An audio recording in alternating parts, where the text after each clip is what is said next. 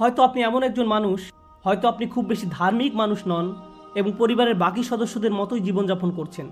তারপর হঠাৎ একদিন হৃদয়ে এমন কিছু অনুভূত হয়েছে, আপনি বলছেন আমি এই পরামর্শটি গুরুত্বপূর্ণভাবে নিতে চাই। আমি জানি না এটি কিভাবে হয়েছে। হয়তো আল্লাহ পাক এটি একটি ইউটিউব ভিডিওর মাধ্যমে করেছেন, নয়তো একজন বন্ধুর মাধ্যমে করেছেন, অথবা অন্য কোনোভাবে করেছেন। কিন্তু আপনি জীবনে ভালো কিছু করার জন্যই আপনার জীবনকে পরিবর্তন করার সিদ্ধান্ত নিয়েছেন।